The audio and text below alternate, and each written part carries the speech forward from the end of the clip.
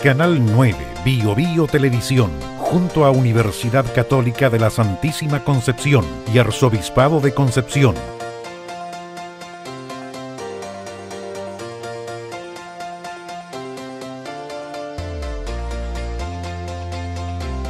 presentan Diálogo.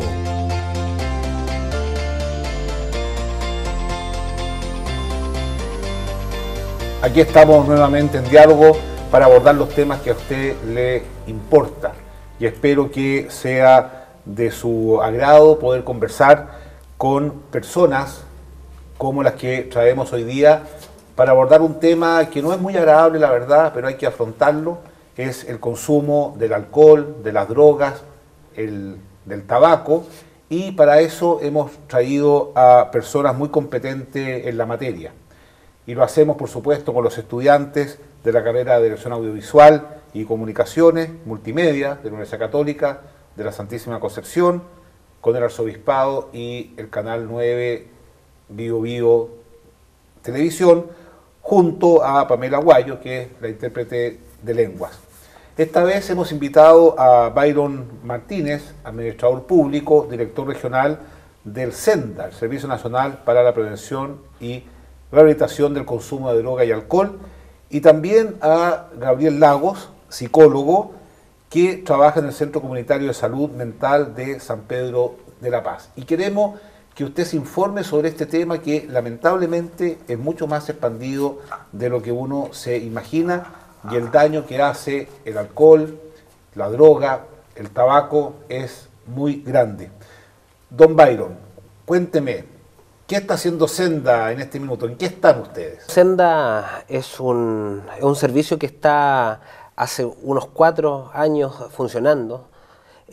Vamos a cumplir 5 ya el 11 de octubre de este presente año, que cambia de ser un consejo, que era el CONACE, muy conocido por la ciudadanía, hoy día el SENDA, el Servicio Nacional para la Prevención y Rehabilitación de Drogas y Alcohol. Y nuestra misión principal es buscar generar instancias de prevención, de rehabilitación e integración social de personas afectadas por el uso de sustancias. Y sobre todo conocer la realidad. Sin duda. A ver, cuéntenos un poco, ¿qué está pasando con el tabaco, con el alcohol, con la droga? Nosotros tenemos 2 instrumentos que aplicamos intercaladamente cada año. Este año se está ya sistematizando los datos de población escolar. Sin embargo, los últimos 2 estudios, que son correlacionales, que son uno de los mejores instrumentos aplicados a nivel latinoamericano de medición de prevalencia de consumo de sustancias, nos dicen que, por un lado, en la población escolar, los estudiantes hasta el 2014, la prevalencia de consumo más alta es en alcohol, un 32,4%. ¿Qué edad, perdón, usted habla de escolares? Pero estamos hablando de jóvenes de octavo básico a cuarto medio. Para no utilizar la tiranía de los promedios, a propósito del alcohol, el 20% de los estudiantes de octavo básico consumió alcohol el último mes, y en cuarto medio se acercan al 42% de los estudiantes. Le puedo hacer una pregunta, pero cuando usted dice que consumió alcohol el último mes, ¿estamos hablando de una cerveza a la semana? ¿Estamos hablando de quedar ebrio? ¿Hay estudios al respecto? Lamentablemente, desde el patrón de consumo, este 32,4% promedio, el 66% de ellos, o sea, alrededor del 20% de la muestra total, consumió de forma riesgosa alcohol. Tuvo un episodio de embriaguez el último mes. ¿Qué quiere decir esto? 4 o más tragos en una misma ocasión, 60 gramos de alcohol. Efectivamente eso es muy preocupante. ¿Y los de cuarto medio? Se acercan al 70%. ¿70%? Sí, al 70%. Pero eso es gravísimo. Sin duda. Dígame una cosa, ¿y el tema de la droga y el tabaco? Efectivamente, la única sustancia que viene registrando disminución paulatina y sostenida en el tiempo es la sustancia tabaco. Desde el año 2003, cuando comienzan las políticas restrictivas de sensibilización, se observa una disminución desde el 15,6% en nuestra región a alrededor de un 7,8%. Efectivamente, en el último estudio se vio estancada esta curva de disminución, y efectivamente este mínimo aumento o estancamiento lo representan mujeres de octavo básico que comienzan a fumar de forma temprana. Oiga, bueno, usted es psicólogo, trabaja con personas concretas, reales. Bueno, usted también, por supuesto, pero en el sentido que Claro. en la consulta, yo quisiera preguntar lo siguiente, ¿es posible la rehabilitación? Primera pregunta, y en segundo lugar, ¿cómo se detecta en una casa, en una familia, que una persona está abusando del alcohol, de la droga, del tabaco? Bueno, efectivamente la rehabilitación es posible. Siempre uno tiene que creer en la posibilidad del cambio. Todas las personas siempre pueden cambiar cuando tienen un motivo para hacerlo, una razón real, digamos, no solamente cognitiva, sino también a nivel emocional. Cuando tu corazón se mueve frente a algo, cuando necesitas recuperar a tus hijos, recuperar a tu familia, desde ahí existe este movimiento de voluntad para poder querer cambiar. Efectivamente la rehabilitación existe como proceso. Es importante poder entender de que el consumo de drogas no es una enfermedad de la cual yo me vaya a recuperar en absoluto en algún momento, que yo vaya a dar por cerrado el capítulo diciendo, ok, nunca más voy a volver a consumir. El riesgo siempre va a existir. ¿Por qué? Porque existen modificaciones de tipo biológico que ya están creadas y por lo tanto el riesgo de que yo pueda volver a consumir, dependiendo del contexto y las circunstancias en las cuales yo esté, va a estar presente siempre. Es una persona que tiene alguna adicción siempre va a tener que estar atenta y cuidándose para poder mantener la abstinencia. ¿Cómo la gente que está en el entorno de una persona se puede dar cuenta que está abusando de esta sustancia? ¿Cuáles son los rasgos o es difícil hacer una característica? Lo que pasa es que en general el consumo de droga impacta directamente sobre el funcionamiento de la persona, pero es un comienzo generalmente insidioso. Muchas veces las familias no se dan cuenta inmediatamente. ¿Por qué? Porque la pérdida de control es paulatina. Lo que está a la base de la adicción es la pérdida de control. La mayor parte de las personas que comienzan consumiendo creen que lo pueden manejar. Uno lo puede ver, por ejemplo, con el consumo de alcohol. Es muy difícil que alguien vaya a reconocer que tiene un problema con el consumo de alcohol hasta cuando comienza efectivamente este consumo a impactar a nivel laboral, familiar. Por eso es importante poder estar atento a ciertas señales, por ejemplo, como cuáles, cambios comportamentales. Los cambios de comportamiento, los cambios de conducta, cuando tú de alguna forma notas que esta persona está funcionando de una manera diferente. Generalmente también depende mucho del tipo de droga que uno esté consumiendo. Eso se va a traducir en distintos tipos de comportamiento. Voy a poder estar atento a ciertas señales. Finalmente, uno lo nota con cambios de grupo de pares, por ejemplo. El grupo de amigos de estos chiquillos ahora son grupos que no se juntan con los mismos amigos que antes, los intereses comienzan a cambiar. Usualmente, por ejemplo, las cosas que lo motivaban antes o que lo entusiasmaban antes ya no lo entusiasman tanto. Claro. Ahora, el tema del ambiente, ¿cuáles serían, según la experiencia de ustedes dos, los ambientes protectores, digamos, para así decirlo, para que una persona, en este caso un joven, vamos a hablar específicamente de los jóvenes, que es el problema, llegue, digamos, a ser un consumidor excesivo de alcohol, de droga? ¿Por dónde va la cosa, de acuerdo a la experiencia de ustedes? ¿O no se puede decir, digamos, que hay una correlación? Sin duda hay una correlación directa. Muchas veces nosotros lo entendemos desde la evidencia como los espacios protectores y factores de riesgo. Los espacios protectores, el principal es la familia. Sin lugar a dudas, cualquiera sea su concepción y extensión. La familia en general. En el fondo, una persona, un joven querido, amado, respetado, no violentado de ninguna forma, tiene menos probabilidades de caer en eso. Sin duda. El otro espacio protector es la escuela. Sin duda pasan gran parte del tiempo en su etapa de formación. Pero por otro lado también está el ambiente. Aquí tenemos que ver los distintos factores que intervienen en el desarrollo de una persona. Efectivamente, cuando hay trauma, cuando hay violencia, cuando hay dejación, cuando hay frustraciones, desigualdades, efectivamente es más probable que una persona tienda a usar abusivamente alguna sustancia, independiente que éste sea lícita o ilícita. Lo importante que tenemos que entender hoy día es que el concepto de consumo de sustancias en general se basa a propósito del ciclo de vida de la persona. Es por eso de que también desarrollamos programas en los ambientes laborales, porque efectivamente existen. Y por otro lado, desde el punto de vista familiar, ambiental e individual.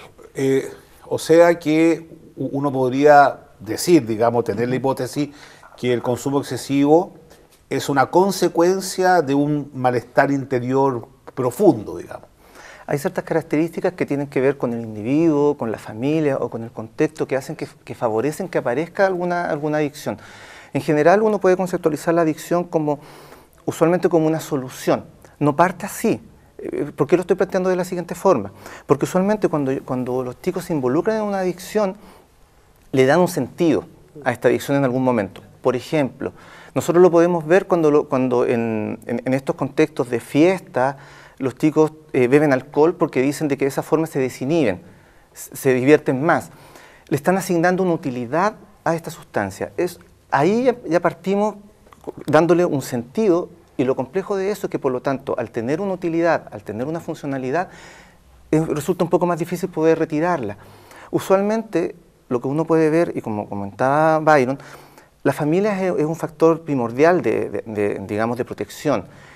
En general, muchas veces lo que arroja la literatura es que familias que establezcan bien límites, que sea una familia normativa, pero contenedora. Una familia que sea capaz de poner normas y reglas, pero contener afectivamente. Donde hay comunicación, donde yo sé lo que le está pasando al otro, donde el joven o adolescente puede contar lo que le ocurre, hablar de sus emociones, es un factor interesante lo que usted me cuenta. ¿Sabe por qué? Porque, bueno, nosotros tenemos muchos vínculos en nuestras pastorales, etcétera, y yo tengo la impresión de que si hay algo de que los jóvenes se quejan es que están muy solos. Y en ese sentido yo creo que la Iglesia tiene una responsabilidad, porque tenemos lugares comunitarios muy interesantes que de alguna manera son un factor de ayuda.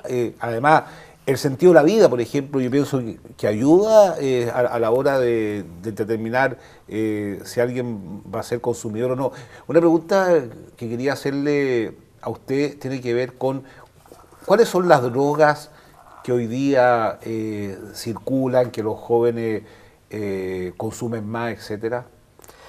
Primero que todo hay que determinar, como decía hace unos minutos atrás, que hoy día el concepto droga, esa visión entre legal o no legal, nosotros no la abordamos hoy día. Tenemos que hablar primero de que los primeros contactos con sustancias o con drogas en general que tienen los jóvenes hoy día es con el alcohol y el tabaco, a propósito de su disposición en general, que lo pueden encontrar en cualquier local comercial, en cualquier kiosco, cigarros. Está legalizado. Sin duda. Por otro lado, tenemos las sustancias ilícitas. Para nuestros jóvenes, el consumo más alto en prevalencia de consumidores no problemáticos, sino de población en general, es de cannabis. En nuestra región, entre el 2010 y el 2014, prácticamente se duplicó el consumo de cannabis. Pasamos de un 10% a un 25% de prevalencia de consumo en adolescentes. ¿Sabe lo que pasa, director? Que si uno hace un cálculo matemático rápido, si en Chile tenemos 17 millones de habitantes, 4 millones son estudiantes, ¿ya? 4 o 5 millones entre estudiantes, etcétera. Y usted me dice, ¿qué porcentaje es el que consume? De los estudiantes, un 25%. ¿Más o menos? ¿Cuánto? Un 25%, ya. Que consumió el último año, o sea, no que sea consumidor habitual. O sea, en el fondo, si hay 1 millón de consumidores, es un gran movimiento que hay en torno a eso. Sin duda. Un gran movimiento. El dato más preciso que nosotros tenemos es de nuestro estudio de población general. Y el estudio de población general habla de, para determinarlo, este estudio es de personas de 12 años a 64 años. Y representa a los 10.500.000 habitantes entre esa edad. La cannabis se consume en un 11% a nivel general, tomando adultos, 1.100.000 personas. De esos, aproximadamente tienen consumo problemático el 22%, a propósito de su consumo y de su patrón de consumo. Estamos hablando de una persona que está consumiendo 8, 10, 20 papelillos de marihuana al día. Efectivamente, ese es un patrón de consumo bastante elevado.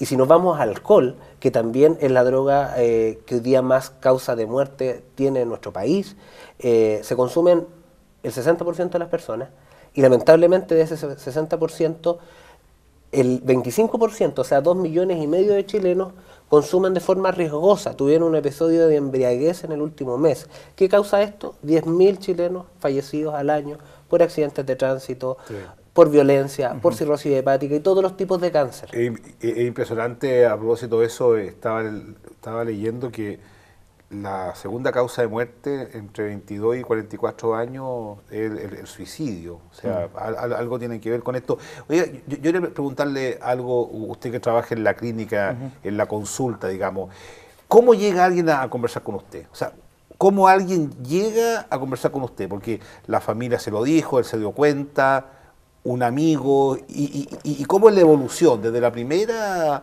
entrevista hasta que cae en la cuenta de que efectivamente tiene un problema. ¿Cómo es ese proceso? En general, las personas cuando consultan es porque han problematizado, porque se han dado cuenta que el consumo se transforma en un problema. Pero ellos... Lo que pasa es que generalmente en esta problematización a veces ocurre porque se han enfrentado a alguna situación muy compleja que ha hecho que ellos digan, ok, este es el momento de consultar, pero también muchas veces lo que ocurre es que es la familia quien pone presión sobre los chicos para poder generar este proceso de rehabilitación. Hay una diferencia en ambos procesos porque evidentemente una persona que por sí misma decide tomar este proceso, por sí misma se da cuenta, tiene mayor probabilidad de poder comprometerse mucho más con un proceso de tratamiento que alguien que viene motivado, digamos, o presionado desde la familia. Ahí hay que hacer un trabajo de problematización, de concientización, para que la persona sea capaz de poder hacerse cargo de su problema. Una pregunta a propósito de esto, porque bueno, hay personas que nos están viendo y por lo tanto ponen atención respecto a lo que pasa en sus propias casas. ¿Esto se da igual entre hombres y mujeres? ¿Se da igual en todos los estratos sociales? ¿Cuál ha sido su estudio al respecto? En la región del Biobío hay alrededor de 1.800 personas en tratamiento hoy día, en centros de tratamiento, los 40 y algo centros de tratamiento ambulatorios. ¿Y el perfil de ellos cuál es? 85% son hombres. 85% hombres. Hombres. Con un crecimiento paulatino también en mujeres. Porque a propósito... ¿Pero eso es alcohol, droga? En general. ¿Y tabaco? Efectivamente hay que hacer una separación. Eso. Entre adultos mayores de 18 años tenemos el 50% que está por consumo problemático de pasta base. 50%, 51% aproximadamente. ¿Mayores de 18 años? Efectivamente. ¿Hasta qué edad? Hasta... No hay un límite, 64 aproximadamente. Y efectivamente ese 51% también se divide con un 18% de alcohol, un 11% de medicamentos, benzodiazepina y otros, un 5% de cocaína y un 3 a 4% de cannabis. Sin embargo, en adolescentes, estos 600 jóvenes en tratamiento hoy día, que la mayor parte de estos son infractores de ley. ¿Hombres también? Hombres también. Se mantiene la tendencia, un 51% pasta base. Sin embargo, aquí cambia el espectro y tenemos un 27% de personas en general, de adolescentes hasta 18 años aproximadamente, con consumo de marihuana, y un 11% de alcohol y el resto de las sustancias. Ahora, ¿cuál es la razón, en el fondo, si es que hay, científica, digamos, de que los hombres tengan una mayor propensión a la adicción? ¿Hay algún estudio al respecto? Lo que pasa es que en general tenemos que entender de que la población masculina tiende a ser un poco más impulsiva, sobre todo cuando pensamos en población adolescente. Tiene que ver también con factores de tipo social. Desde algún escenario, por ejemplo, tiene que ver también con cómo yo expreso o externalizo los conflictos internos. En general, los estudios lo que señalan es que las mujeres tienden a internalizar los conflictos, a vivirlos mucho más desde el interno, en cambio los hombres tienden a externalizarlos, a actuar mucho más, a salir más. Efectivamente. O sea, este es un problema de salud pública tremendo. El primer problema de salud pública externo a la vida de a la fisiología de las personas. Y usted se siente apoyado, ¿no? Así la firme. Sin duda, o sea... En los colegios, en la municipalidad, nosotros hoy día estamos trabajando con 31 convenios con los municipios en el tema de prevención, con más de 300.000 estudiantes, en más de 1.000 colegios. ¿En qué consiste exactamente? Son programas denominados continuos preventivos. Son programas que van desde la más temprana edad, de los 3 años, del medio menor, hasta cuarto medio, que van desarrollando acciones atingentes a la edad de los niños. Por ejemplo, en medio menor hasta kinder, se van viendo cuentos que van hablando de la realidad y del tesoro importante que es el cuidado de la vida de los niños y de su familia. Y así se van tratando los temas de droga y el riesgo de las drogas hasta llegar a cuarto medio, cuando a los chicos se les pide generar programas preventivos para sus pares. Eso ¿Han hecho estudios respecto a los colegios donde se hizo, donde no se hizo? O sea, en el fondo, la efectividad de los programas. Nosotros estamos aplicando este nuevo continuo preventivo este año. Esperamos observar efectos por lo menos en 2 años plazo. Pero además tenemos también, y la evidencia nos acompaña en aquello, tenemos 56 colegios hoy día de séptimo a cuarto medio con programas especializados y duplas psicosociales que trabajan directamente con jóvenes en alto riesgo de consumo o con consumo riesgoso en los establecimientos educacionales, focalizado trabajando con ellos y sus familias. Bueno, lamentablemente tenemos que ir a una pausa porque ha estado tremendamente interesante. Por favor, escríbanos a @pediálogo. Este programa quiere hacer un aporte para su vida, para su familia, para sus anhelos. Escríbanos a @pediálogo y no se olvide de ir pensando qué programa quiere que nosotros asumamos la próxima semana. Hacemos una pausa y volvemos.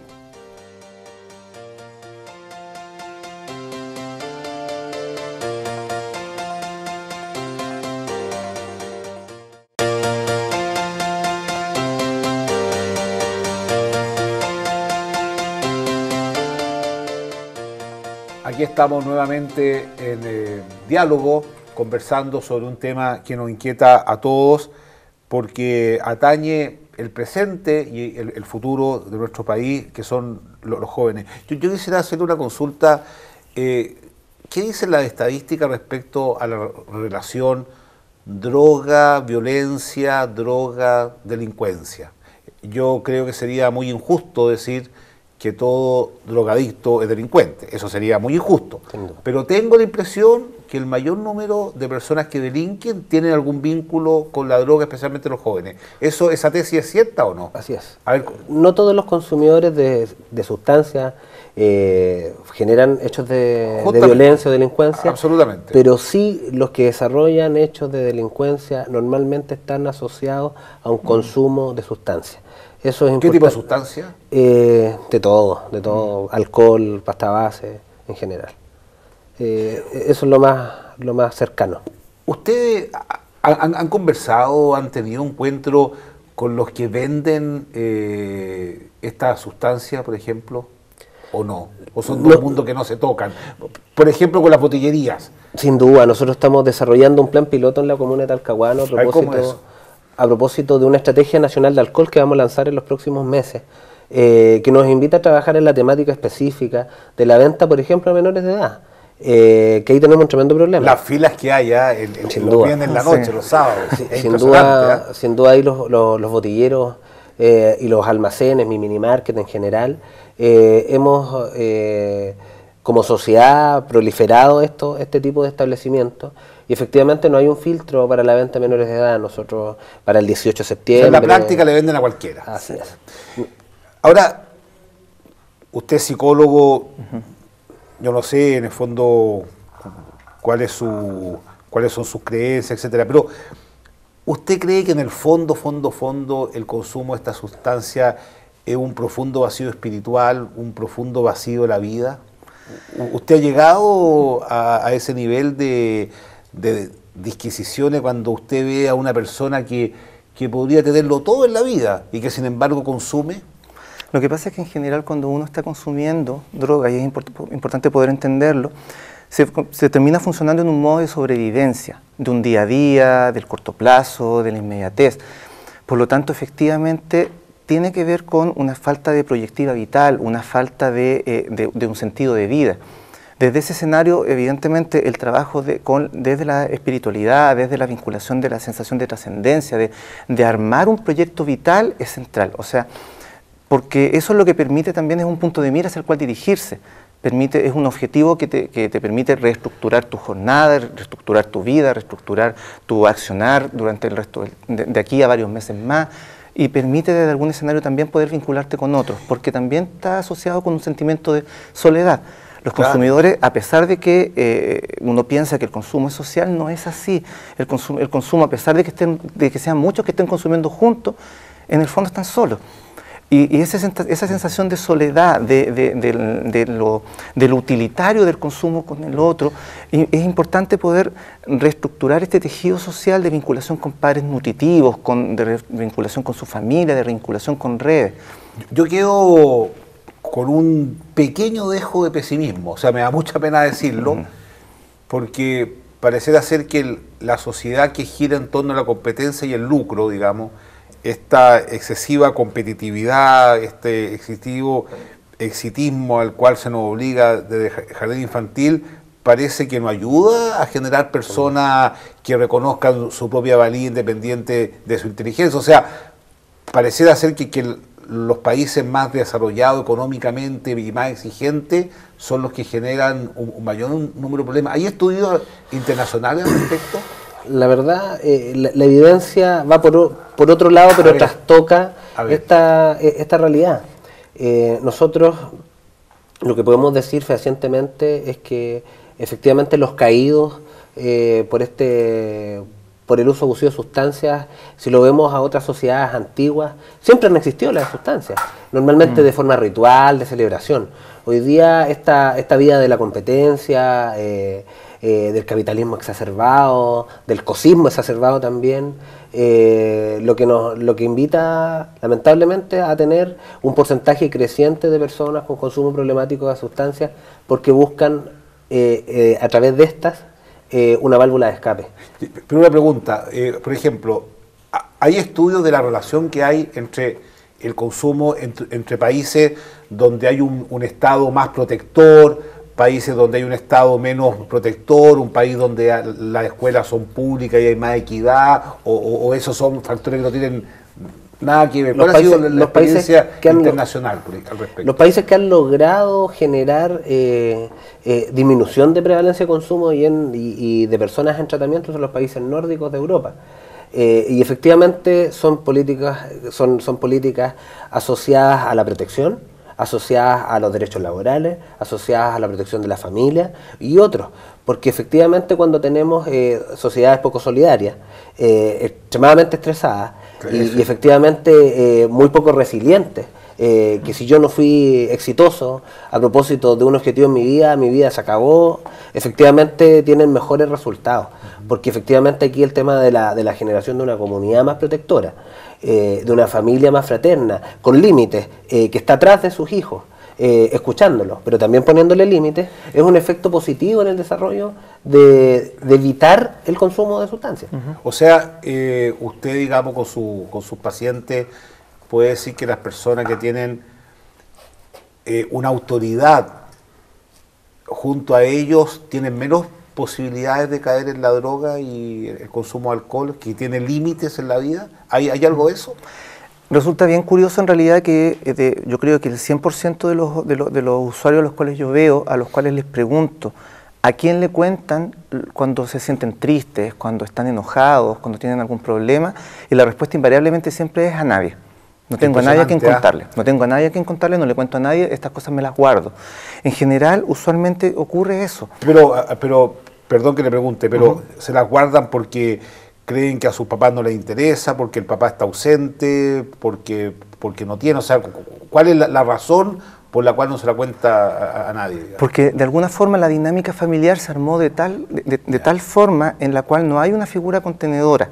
No hay una figura que entregue afecto. Como señalaba Byron, lo importante es juntar ambos elementos, el elemento normativo en el cual yo pongo normas, en la cual la vulneración de la norma tiene una sanción, en la cual yo regulo, pero también yo entrego afecto, entrego confianza, entrego canales de comunicación. Muchas veces estos estilos sumamente permisivos en los cuales yo soy casi amigo de mis hijos, muchas veces los padres te señalan y te dicen, yo quiero ser amigo de mis hijos. Los hijos no necesitan amigos, claro, los hijos necesitan padres, ¿sí? amigos van a tener. Usualmente en estos procesos, generalmente los chicos terminan perdiéndose en el camino precisamente por lo mismo, porque necesitan una figura al lado que los vaya acompañando, que los vaya guiando. Porque recordemos algo, el autocontrol es algo que se va desarrollando a lo largo del tiempo, pero yo lo aprendo primero desde fuera. Yo aprendo, los niños pequeños dejan de hacer ciertas conductas porque los padres son los que le dicen que no lo hagan, porque los padres son los que sancionan ciertas conductas. Claro. Cuando yo llego ya a la época de la adolescencia, soy capaz de poder entender por qué no es bueno hacer esa conducta y comienzo, desde un fenómeno psicológico, a introyectar esta figura, a ser capaz de poder controlarme desde dentro. Nosotros hablamos desde los lugares de control, locus de control externo e interno. A propósito de eso, Gabriel, García Márquez decía que uno se empieza a poner viejo cuando empieza a hacer lo mismo que le criticaba a los padres. O sea, lo más probable, digamos, que estos mismos jóvenes que le critican a los padres que son demasiado, que tienen una autoridad, después van a hacer lo mismo y lo van a reconocer, digamos. Ahora, el tema de la situación social económica y el consumo, ¿hay alguna correlación o esto atraviesa a todas las personas? Sin duda el uso abusivo de sustancias afecta con más dureza a quienes menos oportunidades tienen, porque tienen menos redes de protección, porque tienen menos oportunidades también. Efectivamente tenemos muchas más personas usuarias que tienen problemas económicos, que tienen redes muy poco construidas. Y quiero complementar lo que dice Gabriel. Nosotros también tampoco tenemos que irnos al extremo. Cuando tenemos jóvenes muy retraídos, muy cuidados, tenemos que buscar un equilibrio. Y efectivamente, a propósito de esto, muchos padres dicen: yo le voy a enseñar a beber a mis hijos. Ese es el error más grande que puede cometer un padre. A propósito de la neurobiología, que un adolescente está en desarrollo. La última parte del cerebro que se desarrolla es el prefrontal, donde está el desarrollo de la toma de decisiones. Y efectivamente cualquier sustancia que sea ingerida o consumida por un adolescente va a afectar el desarrollo de su prefrontal y de la toma de decisiones finalmente. Ese momento voy a citar a una psiquiatra asesora de nuestro Servicio Nacional, que es Catalina Poblete, que es el momento de hacer la pausa. Esa construcción que nosotros como adultos tenemos de tomar decisiones, de decir voy a pensar y después tomar una decisión, eso los adolescentes todavía no lo tienen desarrollado. Es por eso que es fundamental el acompañamiento de los padres, el acompañamiento de los adultos significativos para los jóvenes, porque ahí está la clave del cuidado y del desarrollo mismo de la adolescencia de una persona. ¿Usted puede contar alguna historia bonita, alguna historia hermosa de alguien que haya llegado muy destruido y se haya recuperado, esté nuevamente relacionado con sí mismo, con su familia? ¿Puede contar alguna experiencia bonita? Lo que pasa es que en general hay muchas personas que son capaces de recuperarse desde ahí. Nosotros hemos visto jóvenes, adultos, adolescentes y mujeres que por una motivación real, era lo que señalaba, por una motivación desde el corazón, mujeres que querían recuperar a sus hijos, y que desde ese escenario, por ejemplo, se esforzaron y a pesar de estar en contextos sumamente riesgosos, fueron capaces de poder asumir el sufrimiento que implica el dejar el consumo, porque es un sufrimiento, implica dejar algo que de verdad les gusta. El consumo, la droga activa el centro de recompensa a nivel cerebral, por lo tanto, efectivamente es como dejar, es cuando a uno le piden dejar algo que a uno le gusta mucho, ellas eligen por algo que les gusta mucho más, que en este caso, por ejemplo, es recuperar sus hijos, por ejemplo. Y son capaces de poder soportar y tolerar este dolor, este sufrimiento que les genera poder dejar este cambio importante, cambio de vida, cambio de grupo de pares, cambio de rutinas diarias, cambio de formas de pensar, de formas de elaborar o de manejar sus propias emociones. Muchas veces, como señalaba, el consumo tiene que ver con un tema es una forma de responder frente a ciertas cosas, de manejar las emociones, de manejar las situaciones, de manejar los problemas. Es una técnica evitativa. Evito los problemas a través del consumo. ¿Una terapia cuánto dura más o menos? Por ejemplo, usted tiene un paciente durante ¿cuánto tiempo? Lo que pasa es que en realidad lo que dice la norma técnica en general es que debería durar desde que parte la abstinencia, desde 10 meses a un año hacia arriba. ¿Una vez a la semana? ¿Una vez a la semana? Lo ideal es que sea con una periodicidad inclusive mucho más cercano. ¿El Estado provee recursos para aquello, o sea, alguien en Chile, alguien que se quiere rehabilitar, ¿lo puede hacer? ¿Hay una estructura para Sin eso? duda. Nosotros como Estado, aquí hay dos instituciones que ven el tema de la rehabilitación. Lo ve los servicios de salud a través de sus COSAM, y también nosotros vamos aportando. ¿El COSAM qué es lo que puede explicarle a la...? El Centro de Salud Mental Comunitaria. Sí. Estoy en las siglas, pero Centro de Salud Familiar Comunitaria. No, Centro de Salud Mental Comunitaria. Ya. Eso. Estuvo bueno aclararlo eso, ya. Y por otro lado, hay otro tipo de centros que normalmente son ambulatorios. El 80% de los centros en nuestra región son ambulatorios. Y efectivamente es ahí donde tenemos la mayor cantidad de egresados o con altas terapéuticas. Muchas veces las personas piensan que efectivamente la rehabilitación pasa por un proceso de internación.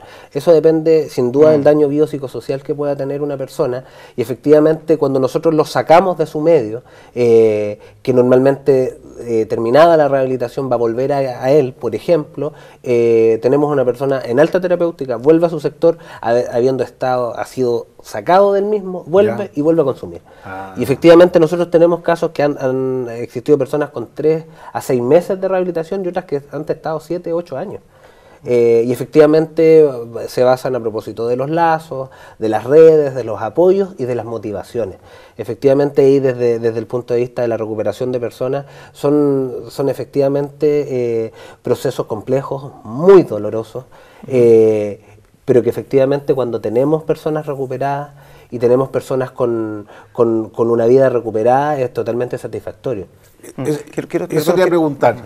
No, es que quiero hacer como un alcance de lo que dijo Byron, que también yo creo que es importante poder entender que el proceso de rehabilitación y de recuperación del consumo de drogas no es individual. O sea, la rehabilitación no es solamente de la persona que está consumiendo, es también de su familia, de su contexto, porque finalmente este es un problema multicausado y desde algún escenario son formas de relacionarse, formas de funcionar las que permiten que el consumo esté ahí. O sea, seguramente en ese periodo habrá mucho perdón, habrá muchas conversaciones, mucho...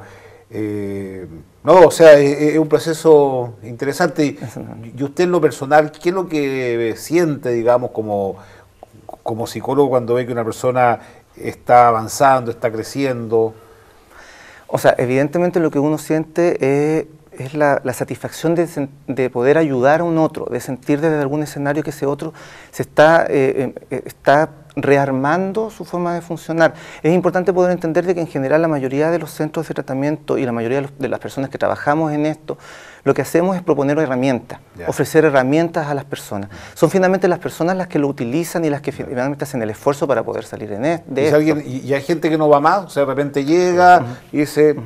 ¿Desaparece o es escaso eso? Sí, bueno, lamentablemente el nivel de deserción de los tratamientos de droga es bastante alto. Es bastante alto. Estamos hablando de ¿cuánto? 75%, 70%, 75%, 70%. 75%, o sea que de 10 personas que llegan, 7 se van. 7 se van. Pero hay que hacer un alcance. A ver.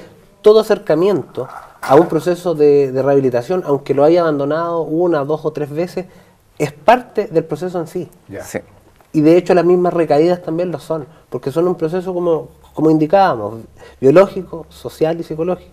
Y efectivamente lo importante es que la persona vaya tomando conciencia y ganas y ánimo de poder recuperarse. A veces va a estar un mes, 3 semanas asistiendo y va a desistir. Pero efectivamente ese proceso de contemplación de su problema le va a servir quizás para un año más. Y es por eso que es dinámico el proceso y muchas veces es tan largo también. Qué impresionante lo que cuenta. Yo pienso que tenemos que reflexionar mucho como sociedad lo que estamos haciendo, porque claro, si usted da esa cifra al principio es porque algo está muy mal. Ahora en los colegios esto es una cosa anexa o un tema que está agarrando cada vez más vuelo, digamos, hay más conciencia, los profesores, de los educadores en general. ¿Qué nos tiene preocupado? El consumo de alcohol y cannabis, sin duda. En los datos de escolares, lamentablemente este 27% de consumo problemático de cannabis en los escolares nos dice que efectivamente la cannabis afecta directamente al desarrollo de los estudiantes y que en comparación con los adultos, que son un 3%, es preocupante. El otra sustancia es alcohol a propósito de su consumo general. Oiga, y esta discusión que hay entre despenalizar, etcétera, ustedes como expertos, ¿cómo lo ven, digamos, desde su punto de vista? O sea, yo no estoy de acuerdo, pero les pregunto a ustedes. Yo quiero decir primero que todo que ninguna droga en el mundo ha sido legalizada y legalizada es la palabra, despenalizada, ya está, a través de un movimiento social. Efectivamente, el gobierno está promoviendo ciertas medidas que propenden principalmente a identificar y hacer fe también de que hay personas que consumen cannabis, por ejemplo, y que estas personas que consumen cannabis son adultos responsables, son profesores, son ingenieros, médicos, académicos en general, y no son delincuentes. Y tienen el derecho de poder consumir la sustancia que está ya legalizada hace casi 10 años por la ley 20.000. Sin embargo, lo que nosotros no podemos permitir es que este discurso, que es de adultos, permea a nuestros estudiantes, a nuestros jóvenes, porque efectivamente es ahí donde causa más daño. Claro, es ahí donde tenemos problemas. Por otro lado, los jóvenes le dan más crédito a lo que ven que a lo que oyen, por lo tanto si ven a su padre o a su tío o algún referente consumiendo, difícilmente le va a haber en el fondo un daño al respecto. ¿Cuál es su opinión al respecto? Bueno, desde mi opinión personal, no, lógico, claro, lo que yo creo es que en realidad es complejo cuando yo le asigno una funcionalidad en mi vida a una sustancia externa. Sí. Si lo que yo creo es que para poder relajarme necesito consumir algo, le estoy asignando un poder que está fuera de mí. Yo creo que efectivamente hay una serie de mecanismos por los cuales yo puedo manejar mi sociabilidad a través de desarrollar habilidades sociales o desarrollar estrategias, por ejemplo, de vinculación con otro o estrategias de relajación. Yo siempre a mis usuarios les digo, en vez de que fumes algo de marihuana, yo te puedo enseñar una técnica de respiración, por ejemplo. Ir a trotar también, claro, muy bueno. Pero yo siento que desde ese escenario, cuando estamos hablando de poder legalizar alguna sustancia con el fin que sea, pero le estoy asignando un poder que lo estoy perdiendo yo, siento que es peligroso. Ahora yo creo mucho, yo pienso, o sea, al final, como conclusión de todo lo que hemos hablado, el tema de la soledad es un tema grueso con lo que estamos hablando, el tema de la falta de sentido de la vida también es un tema, y el no tener en el fondo referente sólido, y yo pienso, director, que la pregunta que uno tiene que hacerse es que si la sociedad va en esa línea o no va. Yo tengo la impresión que cada vez estamos más solos, cuesta más encontrarle sentido a la vida en una dispersión increíble, o sea, los desafíos son grandes. Nosotros lo que está acabando el tiempo, lamentablemente, porque estamos muy buena conversación, por favor. Lo que nosotros estamos promoviendo hoy día desde nuestro servicio es construir un sistema de parentalidad positiva instalado en las escuelas, en los sindicatos, en las organizaciones. Estamos entregando estos elementos desde la construcción del cuidado y desarrollo de nuestros hijos a las personas. Yo pienso que nosotros... Y efectivamente eso puede ser muy efectivo, porque muchas veces esa fibra sensible que genera hablar de nuestros hijos, de nuestros nietos, de nuestros sobrinos, genera un clic en las personas y ponen atención. Y ese elemento movilizador es muy importante para generar prevención entre todos, porque esta responsabilidad no es de los padres. Es de todos, sí. Efectivamente. No, yo pienso que nosotros tenemos una gran responsabilidad al respecto, y estoy seguro que todos han quedado tremendamente iluminados, que este es un gran tema que lo tenemos que abordar entre todos y sobre todo conversarlo en la casa. Yo pienso que si después de este programa hay una conversación en torno a esto, creo que bien valió la pena el esfuerzo y haberlo tenido acá. Por favor, escríbanos @pdiálogo y díganos qué tema quiere abordar, porque estos temas que abordamos surgen de lo que ustedes nos van diciendo y estamos tremendamente abiertos. Yo quiero hacerle un regalo. Esta es una encíclica del Papa Francisco, Laudato Si. Es interesante, habla de la economía, del ambiente, y pienso que puede ayudarlos mucho a ustedes como personas. Muchas gracias. Gracias, monseñor, por la invitación. Sí, muchísimas gracias por la invitación. Muy bien. Hasta el próximo jueves. Canal 9, Bio Bio Televisión, junto a Universidad Católica de la Santísima Concepción y Arzobispado de Concepción.